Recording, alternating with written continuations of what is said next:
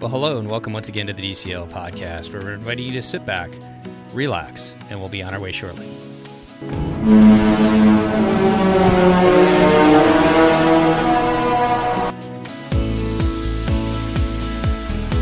Well, welcome back to the DCL podcast, your podcast to help you and your family cruise a little smarter. And I'd like to welcome to the show my partners in crime from our latest trip on the Disney Wonder. We'll start down in California. How are you doing today, Chris? Welcome back to the show.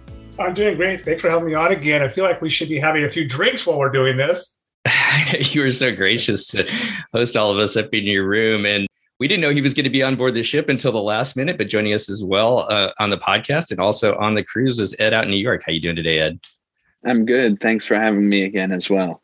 Yeah, it was fun to connect up with. I think the thing that, and we could talk about this a little bit, I think the thing that we're really enjoying going back on these cruises is being able to connect with friends while we're on board. You don't necessarily do everything together, but it's fun to get together, as you were saying, Chris, having a little happy hour in the evening and then doing whatever everybody was going to do in the evening.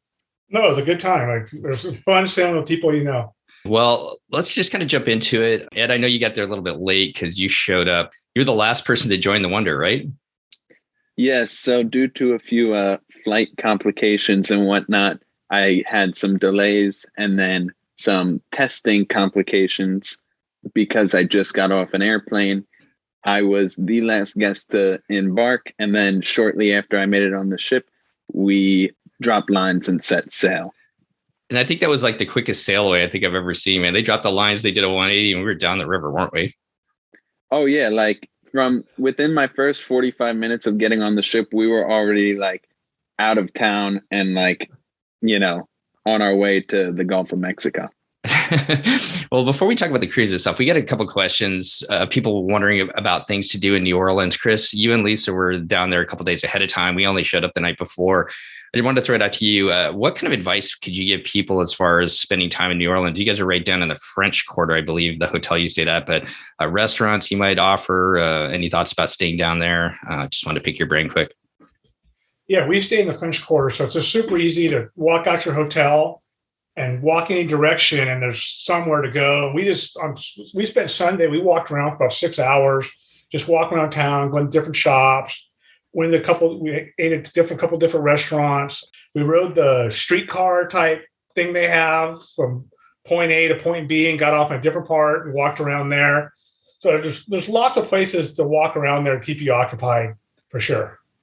We stayed at the Hilton right on the river. And there's just a ton of, I didn't really realize how many hotels there were, but there's just a ton of hotels even close by to the cruise port. So if you want to stay even a little bit closer, it's easy to just get up the next morning and walk over to the port as well. You guys probably took a car from your hotel?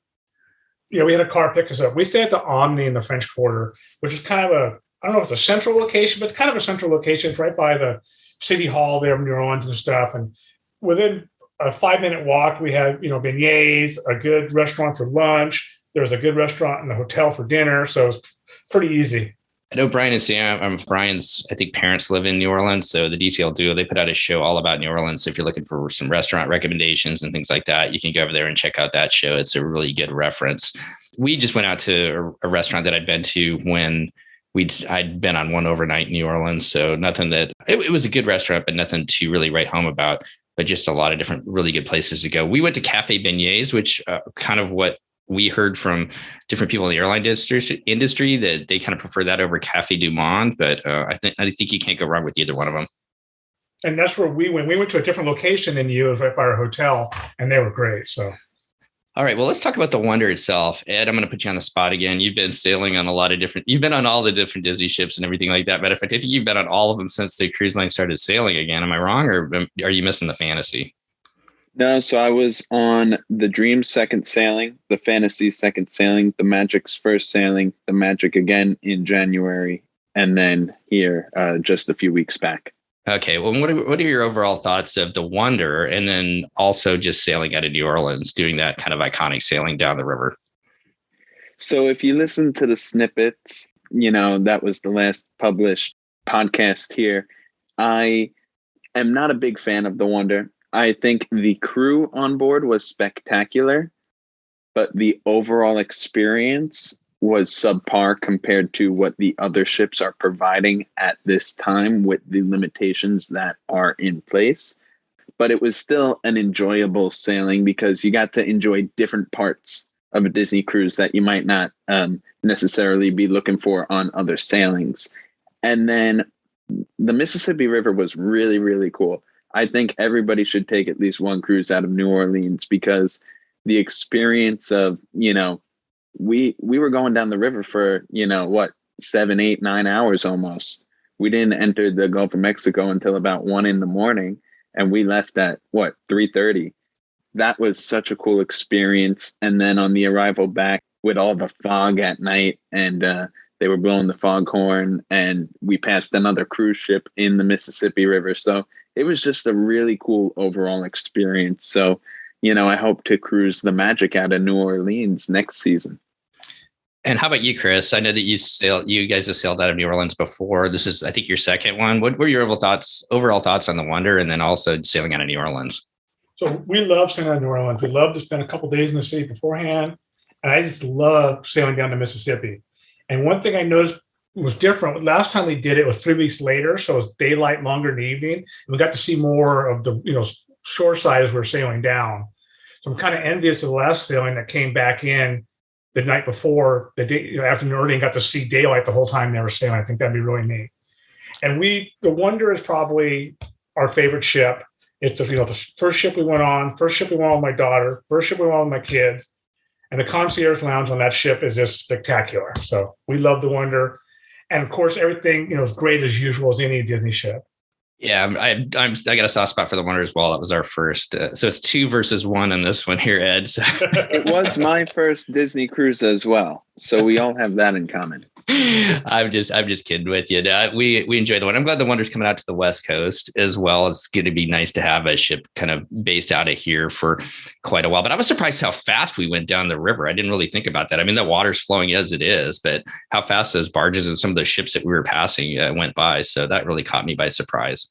Okay, well, let's kind of turn to where we stayed. I don't think there's really much to say as far as getting on. It was a little bit slower. I felt like the actual going through the COVID process was quick, being cleared, but the lines were a little bit slower. Chris, you were on right away at 10:30, I believe.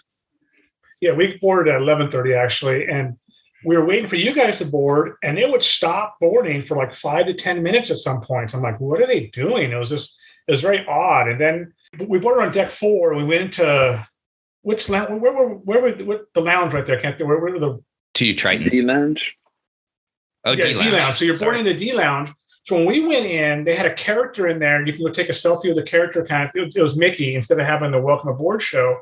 And I think that was really slowing it up because then they took Mickey out of there and stuck him in between the elevators where you saw him, and then they had a steady flow of people started coming on board and never really stopped again.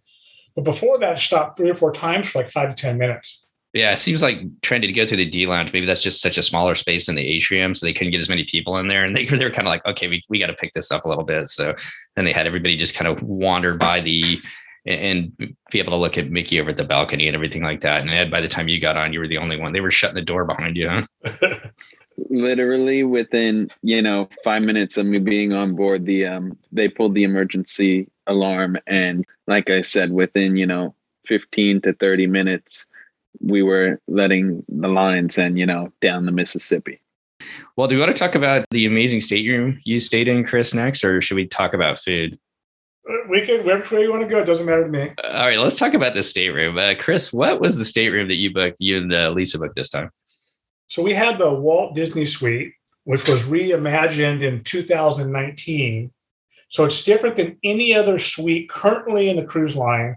I have speculation that they were testing stuff for the Wish when they did this room because it's complete opposite of everything else. It's very light colors, a lot more modern.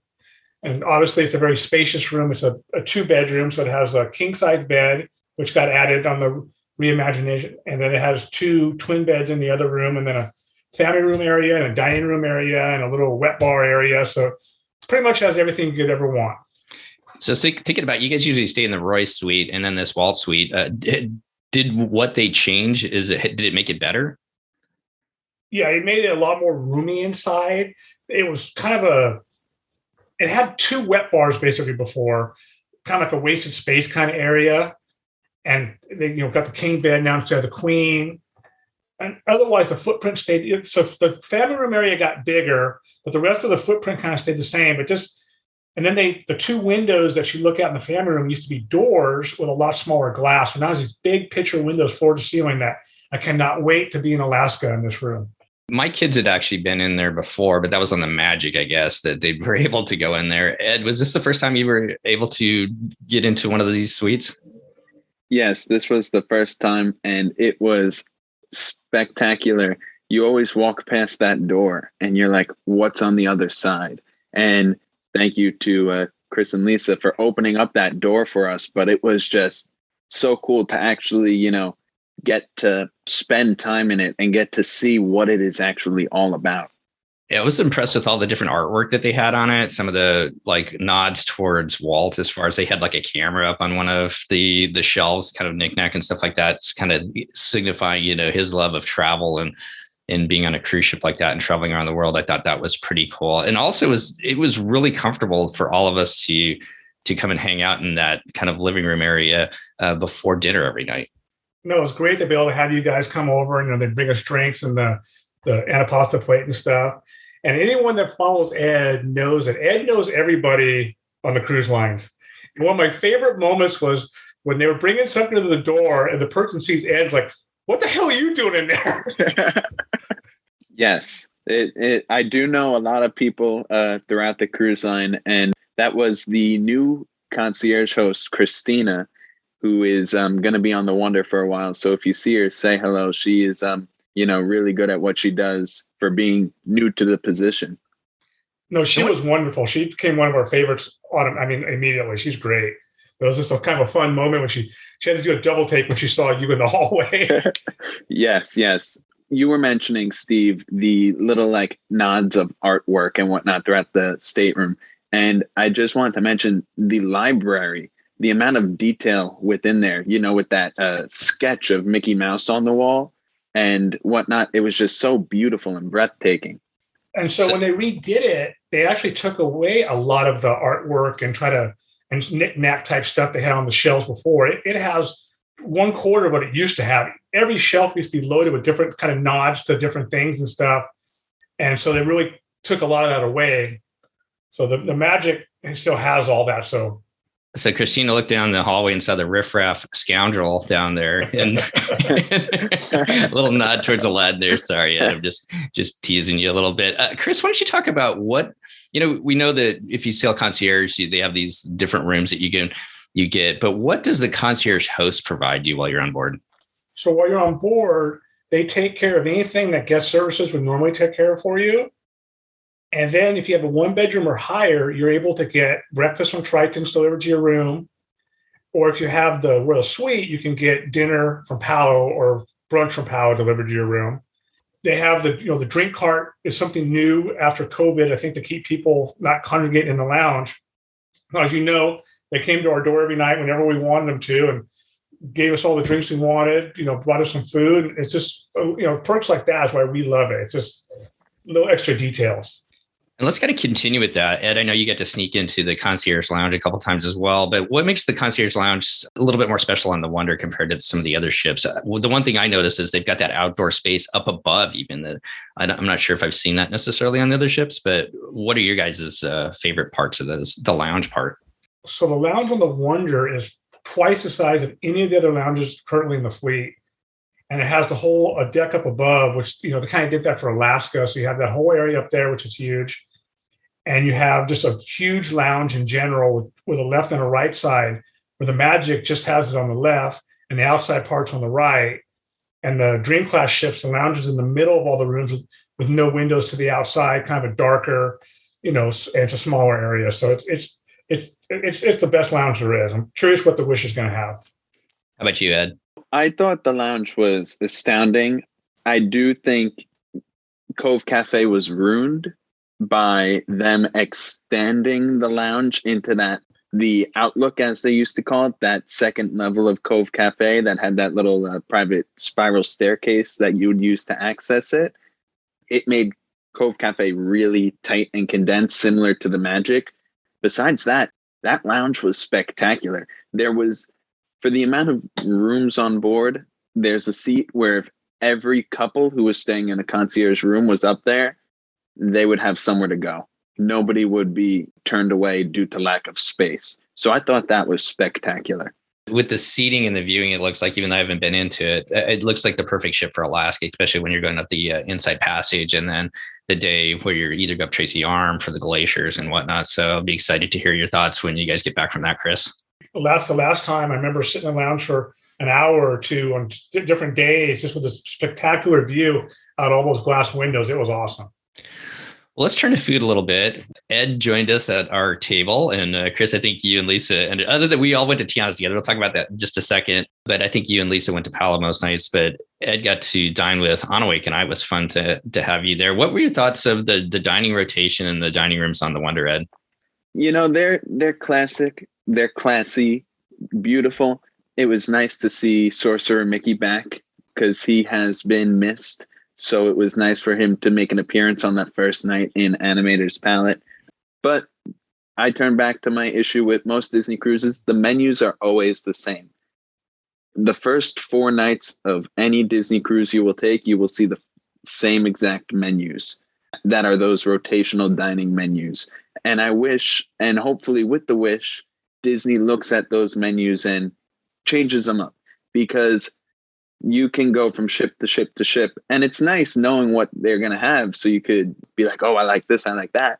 But at the same time, for people who cruise often, like us, it gets repetitive. And for instance, I don't like anything on the Animator's menu. So then I know, oh, this night I have to get this from a different restaurant, or so on and so forth. Whereas if they change it up, hopefully it will leave more variety and more excitement for when we do go to the sit-down dining. So, Chris, you and Ed, I know, sailed on different cruise lines recently. It's been a while since I've been on Norwegian. How does it compare on the other ships as far as the menus? Do you guys know? Do they change the menus up a little bit more than Disney Cruise Line does? My sailing on Celebrity and Royal, we did specialty restaurants every night. So, and that was the advantage. Every night I went to a different specialty restaurant, and like we did a 4-night on Royal, and I still missed one of the specialty restaurants because we didn't have enough nights. So there's so much more options, I think, on the other ships for specialty restaurants to give you more choices. How about you? Definitely agree. As far as MDR goes, Disney is a step above, because if you want that prime cut of meat like a filet or whatnot here on Disney, you can get it, no problem. On the other cruise lines, they want to charge you 15, 20, 25, depending on the cruise line, to get that. So the overall dining experience is great, but the other cruise lines have more than one specialty dining restaurant, whereas here it's Palo or bust. And luckily, Disney doesn't charge you by the slice of bacon either, right? They don't limit you. No bacon limit at all. If you want bacon, they'll give you bacon. Oh, the controversy out there. What was that at Carnival where they charged you or you could only have one slice a day? I was on Carnival recently, and they took my sign and sale card, as they call it, and scanned it, and then gave me one piece of bacon. And due to a quote unquote bacon shortage. Who knew that was out there? I should be following. So that's a deal killer for me. So I know that Carnival had that sailing ad just booked for free, but no bacon. Sorry, I'm not going. Okay, no shade at Carnival, but that is pretty funny. All right, all of us went to Tiana's. Chris, what was your thoughts of having dinner in Tiana's place? I thought, my wife loves going there. It's nice having the dinner show. It's hard. It is very loud in there, especially our table is right up front at the stage there. So it is kind of hard to talk to members of your party, but it's just a fun time in general. And the food usually pretty decent. And so I enjoy it. And how about you, Ed? I thought it was a really nice twist on coming from Paraquet was the last time I was on the Wonder. So to get to see Tiana's was really spectacular. I think it's spectacular when it's in use as Tiana's, but when it's just an MDR on other nights of the sailing, I think it has a lot of wasted space with the way the stage is set up and how it's so predominant in the restaurant. Whereas if you look at, the Magic, where they have a similar dinner show, the stage is a lot smaller. So on a night where it's, say, pirate night, or if you're on a 7 or 8 night sailing where you're in there 3 times, you don't miss out on, oh, what's up on the stage? Nothing. That would be my only negative for it. But besides that, I love the atmosphere. We did that New Orleans Mardi Gras parade, which that was the first time on a Disney cruise since COVID that I've seen them get people up and out of their tables and, dancing around like that together. So that was really fun. And, the beignets at the end were a nice little touch. Up until then, only the servers were allowed to do that. And so it's kind of nice to see that coming back. I love the music. I mean, New Orleans jazz is kind of some of my favorite. Good point on the stage. I'm kind of curious about the Wish then, because if you look at the Frozen restaurant, they've got that. It looks like they've got their tables all around, a stage set in the middle. So it'll be interesting to see how they use that space when the show's not going, or maybe they'll have a different show. I don't know. Only time will tell. And I kind of agree with Ed about when you're in there, it's not the show going on. I haven't done it in this restaurant, but I've done it on the Magic, even with a smaller stage on the Magic. I remember we were in Europe, so it was a long cruise. And we ate in there several times. And the night there was no show, it was kind of a letdown, kind of just a blah experience, kind of.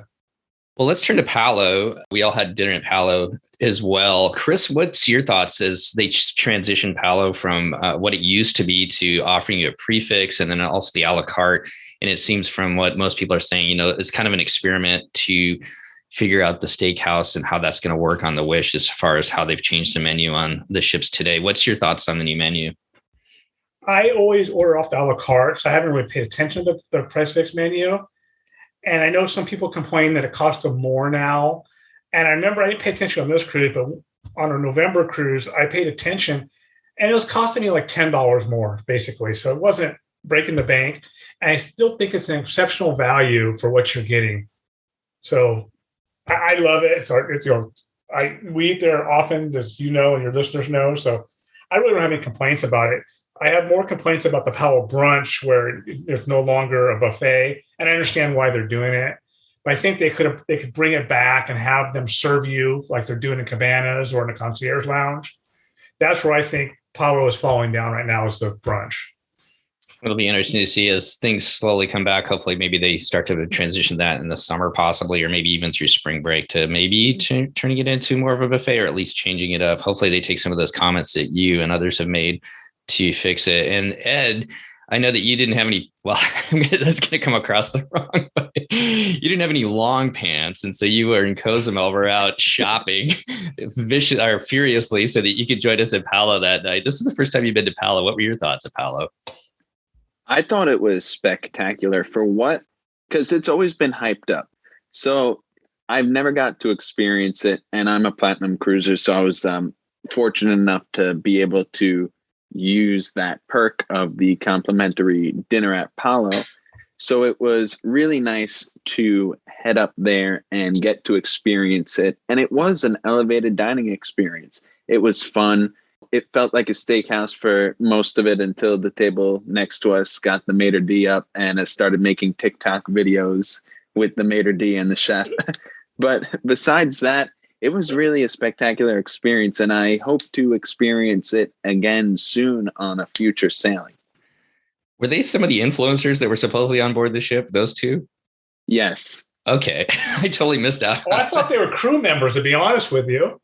If you look at the Disney article that they just put out with the influencers, the one girl's name is Chelsea, and you click on her, and then she has like the Instagram stories of the Disney cruise as like a highlight. You click on that, and then you'll see the video of her with the maitre d' and the chef. Please tell me we're not in the background, or I want it as some money. Yeah, I want a refund if that's the case. Okay, one last thought about Palo, Chris. I enjoy the Magic and the Wonder Palo environment because you get the open kitchen versus the Dream and the Fantasy. Do you have any thoughts between the ships? I like them both for different reasons. I love Palo brunch on the classic ships when you're sitting in the back and when you're sailing. On the Dream class ships, we like where you're on the booths all the way back on the side are kind of give them more of a steakhouse feel because they're kind of more private. They're booths back there. So I like them both for different reasons. So let's turn to entertainment. Ed, you're up in New York. You're a Broadway connoisseur going out to all the shows every Friday night, I'm sure. You and I and Anawik went to go watch Frozen. What's your take on the shows on board the Disney ships? I think the shows are spectacular. They're Broadway caliber. The only thing that they're missing is the live music, which you're not going to get on a cruise ship. So I could see any of these shows on Broadway in the form that they're in. They are spectacular. They're short and sweet. And I'm happy that they're doing live theater, because on my Carnival sailing, they didn't do any theatrical productions. And they blamed COVID, even though COVID, not that it's a thing of the past, but cruising's back. So how are you missing the entertainment? I like to say Disney is an entertainment company that just happens to have a few cruise ships. So entertainment's a big thing for me. And I think, they hit it out of the park yet again. Yeah, I thought it was a spectacular show. I think they do a really good job with the different musical numbers that they do, and the kind of dress change there when Elsa sings Let It Go. I thought that was pretty spectacular. She hit that one out of the park. Chris, did you and Lisa, I know we did bingo with you, and luckily I didn't go the second time so that you could win, because I have a way of like bringing everybody's luck down. Did you and Lisa experience any of the other entertainment around the ship this time? No, we didn't actually. Lisa wanted to, and then just one thing or another, we never ended up going. That's okay. When you're lazing around in that beautiful suite, I totally understand that. What were your thoughts about bingo? Oh, go ahead, Ed. We all did get to see the Tiana show together. I think we all agreed that two-piece band was spectacular. Oh, they were great. I loved it. And you're talking about the live music. Celebrities shows, they have a live band there on Celebrities Edge. So you can have live music on a ship.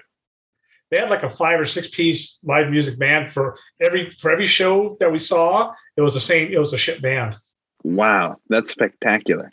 It'll be interesting to see what they do with the Wish then. Maybe they'll bring some live music into the theater when they bring those productions there. Well, let's talk a little bit about bingo. Chris, why do you guys like to do bingo on board the ships? And it's just fun that, chance maybe you're going to win. You call the number. It's like, oh, I'm 2 away or I'm 1 away. We just enjoy doing it. It was kind of odd on this sailing, though, because there wasn't as many people doing it as on the past sailings I've been on, November and New Year's. We had to get there like half an hour ahead of the pre-sales before. And this time, they never even got the capacity. And I won one day, or actually Ed won for me, so that was kind of fun. Ed, what did you do to be able to bring that winning number to the table for Chris?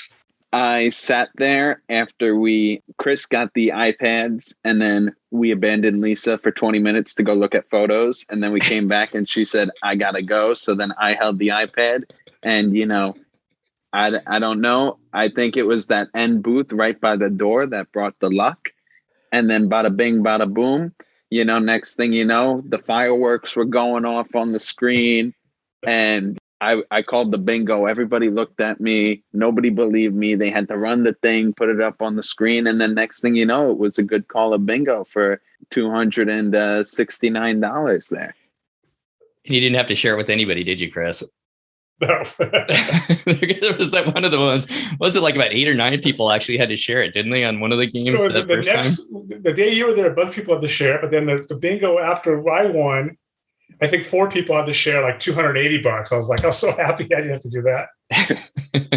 So it is an extra cost to get the different cards. You don't have to go, too deep into the weeds as far as paying. You can go and just get one card if you want to, or you can get a whole bunch of them with the electronic pads, which I think that's pretty cool to be able to do it that way. I think you can play as cheap as $10 or $15. And then if you go all in with the 48 cards on the iPad thing, it's $50. Anything else around the ship, guys? I want to hit Ed up on the characters here in a little bit, but anything else around the ship that you guys experienced that we haven't talked about that you want to talk or let everybody know about that you guys got to experience this time? We'll start with you, Chris. Lack of merchandise for New Orleans sailing, and just lack of merchandise in general. It was, of all the sailings I've been on since the restart, this was really the worst for merchandise. I mean, they had no medium or large shirts. Basically, it was all smalls or extra larges. And no New Orleans merchandise was kind of a letdown. I bought up all the medium and large shirts on the first day, actually. No, I'm just kidding. See, and I would reverse that. On the 5 sailings that I've been on, they've had the most selection on this sailing than any of the other sailings that I've been on for merchandise. They didn't have a lot of any specific item, but they had a lot of different items. Whereas the other ships will have 200 of, the navy blue t-shirt with the cruise line logo. And it's like, I already got that. I don't need that. Here, I was able to pick up that. They dropped the new Nike line right at the beginning of February. So I was able to pick that up. And they had a few unique items that none of the other ships had. So I haven't seen any special merchandise. No Halloween on the High scene, no Very Merry Time. None of that style merchandise I've seen at all this whole entire, since the restart. So we had Very Merry Time merchandise on our November sailing. And there was a sweatshirt, a shirt, an ornament, and something else. And that's all they had for the year. For New Year's, they still had the same items. And I wanted to buy that navy blue logo shirt, and they didn't have a large. I think it's starting to become pretty noticeable, and I hope they step up their game when Europe and some of the other sailings start this summer, because that's one of our favorite things to get, is at least like a pin to kind of commemorate it. And there's a couple other things that we collect when you go on those one-off sailings, like, the Europe 2022. Hopefully they'll have something.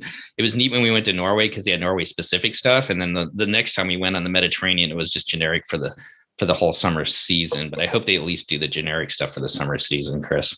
Ed, I know you're a big fan of the characters on board the ship. It's fun to go around and see them. What were your thoughts of the character interactions on the Wonder this time? So when the characters were out, they were good. But I feel like on this sailing, they were lacking characters.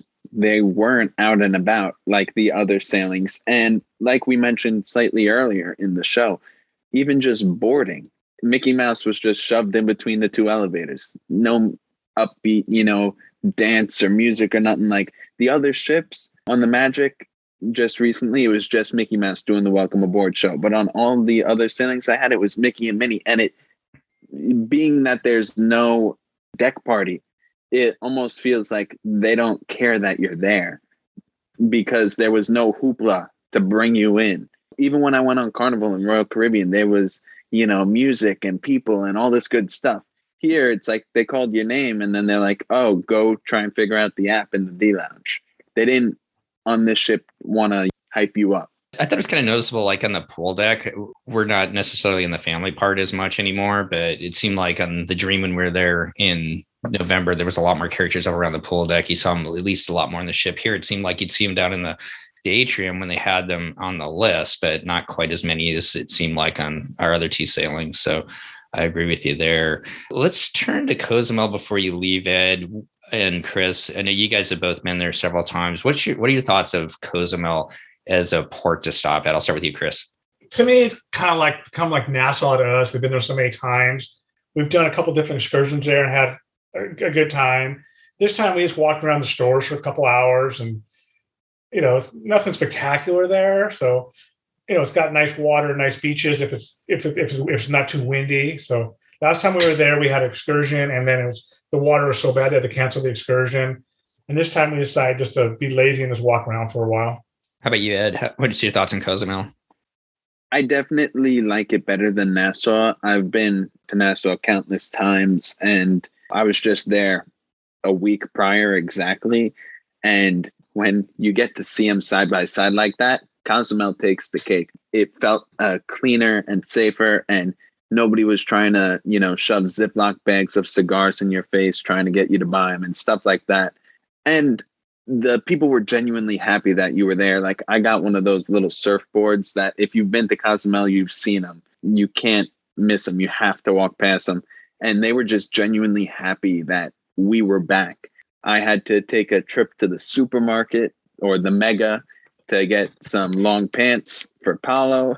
And everybody was just so excited that ships were back and everything. So it was a genuine nice environment, unlike some other ports of call where you have to, make sure you keep your hand on your wallet. Well, we did one excursion, and listening to the people on the excursion talk about it, as you said, Ed, everybody was really happy to have us back. Obviously, tourism is the biggest revenue driver. Yeah, tourism is the driver. It's the biggest part of their economy in Cozumel. And so, with the ships being gone during the shutdown, it was a huge hit on them. So they're really happy to have people back.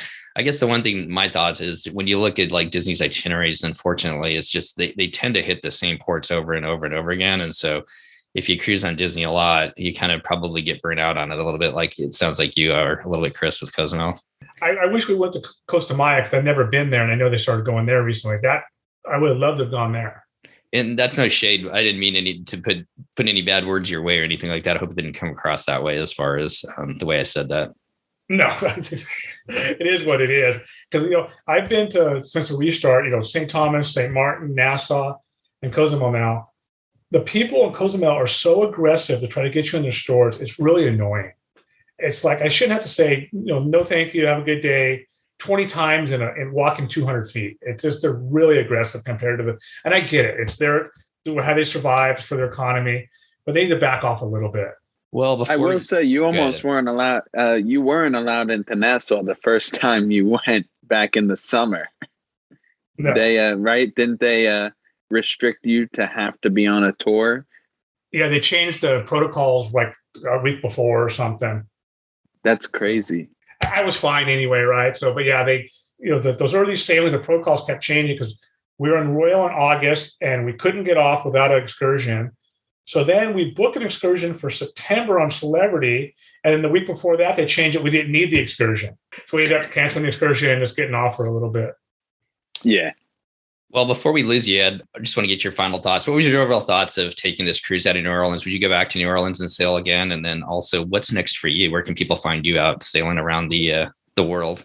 So I would definitely cruise New Orleans again. I feel like the terminal was lacking compared to some of the other field terminals, as I like to call them, not Port Canaveral, that Disney uses. I feel like it was not unorganized, but it wasn't set up in a proper way for the way Disney likes to operate. I feel like it was a lot of zigzagging through hallways and escalators, no escalators. It was just a big mess. But I will definitely sail there, especially since my favorite ship, the Magic, is visiting New Orleans in the future seasons. So I will definitely, maybe try and get on one of those sailings that stops at Progreso or Costa Maya in the near future, because I want to, check out some of those different ports of call now that Disney's expanding their horizon. But until then, you will see me cruising a lot. I will be on a lot of different Disney cruises, most leaving out of Port Canaveral. So definitely hit me up on Twitter if you're sailing out of Port Canaveral, and who knows, we may just be on the same sailing. And if you want to follow Ed on Twitter and all his adventures, what's your Twitter handle, Ed? So it's a little complicated. It's E_J_T_1_0. There you go. So make sure you go on Twitter and follow Ed and follow all of his adventures. It's always fun to see where he is sailing or flying or who knows what he's doing. So thanks, Ed, for coming back. And it was fun to sail with you on this sailing. And hopefully we're going to be able to do it again here soon.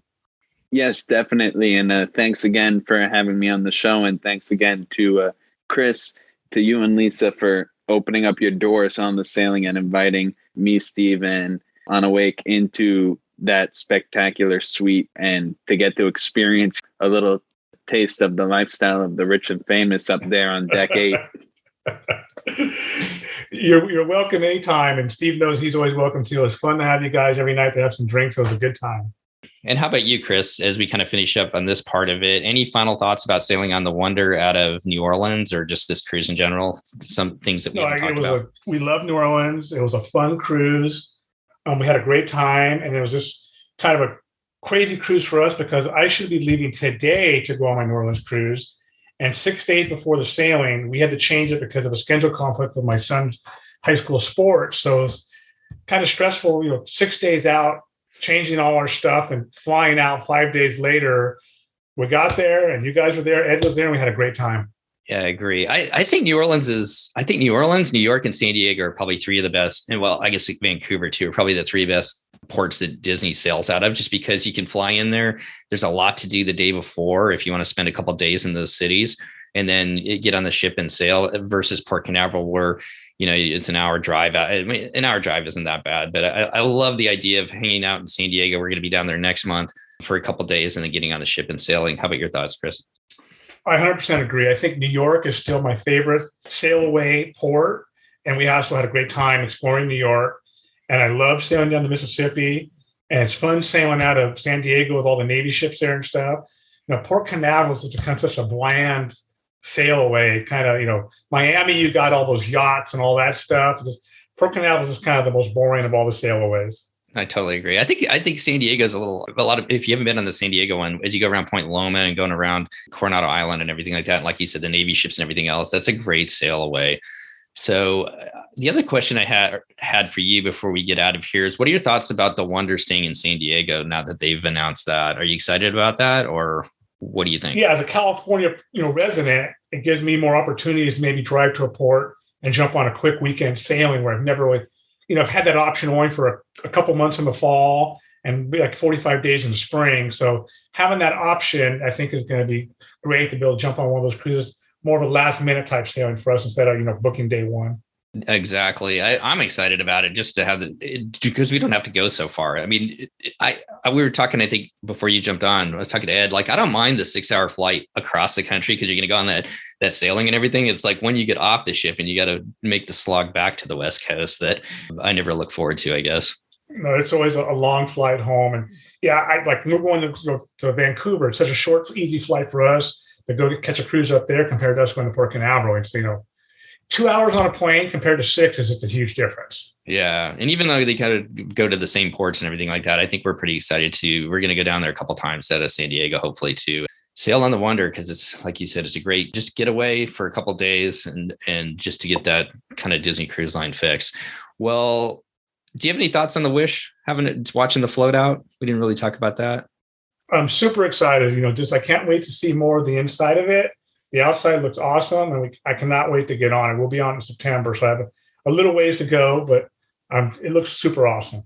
Do you know when you get to start booking for that? Like when you have to call shoreside by any chance? Is that this summer? It should be the same 125 days out.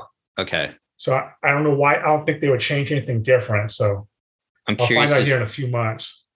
I'm curious to see what you're going to be able to book once they start doing the bookings, like what kind of onboard experiences and everything else that they have. Because I don't think that they really released everything that you're going to be able to do while you're on board. No, I think they're holding quite a bit of stuff back. Fun to see. I'm super excited. But between then, I have Greece and Alaska to hold me over. So yeah, not too bad, not too shabby cruises to keep you kind of held over until that moment, Greece and Alaska. Well, Chris, once again, thanks to you and Lisa for being so generous and inviting Ed and Anawake and I into your stateroom. It was a pleasure sailing with you. That made the whole trip, in all honesty, being able to do that with friends. So. No, we had a blast hanging out with you guys every evening. It was a lot of fun, and I finally got to get good use of all the included alcohol, as Christy would say. Yeah, we put a little dent into it for him. So. Yes. All right. Well, once again, Chris, thank you so much for coming back on and sharing your experiences on the Wonder with us. Thanks for letting us hang out with you guys, and we look forward to seeing you in Europe when that Greece cruise sets sail. We can't wait. All right. We'll talk to you soon. Thanks again, Chris. Thank you. Well, that's going to wrap up our show today. Once again, I really want to thank Ed and Chris for coming back on and helping me talk about our wonderful trip sailing down the beautiful Mississippi River on the Disney Wonder out of New Orleans this past month in February. And one of the things that Anawake and I have really come to understand and really enjoy is it's fun to cruise with family and to vacation with family, but it's also fun to vacation with friends. And there's so many friends out there in the Disney Cruise Line community. For those of you who have the opportunity to meet up on the ships and spend a little bit of time together, just really enjoy that time because as you can tell, Ed and Chris and I and Anawake and Lisa just had a great time together. So I wish that for all of you out there as well in the future in your sailings. Well, if you enjoyed listening to this podcast, we sure would appreciate it. If you know others who would enjoy it as well, if you'd pass it along, that helps us get the name out in the Disney Cruising, the Disney podcast, and just the cruising podcast community in general. And if you have time to go over to iTunes and leave us a review, that's another great way to make sure that the show gets noticed so that others out there who want to learn a little bit more about Disney Cruise Line and enjoy this type of entertainment will be able to find it as well. I'd like to give a huge shout out to all of our Patreon supporters. They help bring this show to you each and every week ad-free. If you'd like to learn more about how you can support this show, you can go over to patreon.com/DCL podcast and find out all the information there. Well, between now and our next show, if you and your family are going to be heading down to Walt Disney World, Disneyland, sailing with Disney Cruise Line, heading out on Adventures by Disney, are getting ready for that springtime surprise with Run Disney, on behalf of myself, Steve, Christy, and Chris, all of us here at the DCL podcast, we want to wish you to be well, enjoy time with friends and family, and we'll see you next time on the DCL podcast. The DCL podcast is not affiliated with the Disney Cruise Line, Walt Disney Company, Adventures by Disney, or Run Disney. All of the opinions expressed on our shows are those of the hosts and the guests who appear on the show. If you have any questions about any of these products, please contact the Walt Disney Company.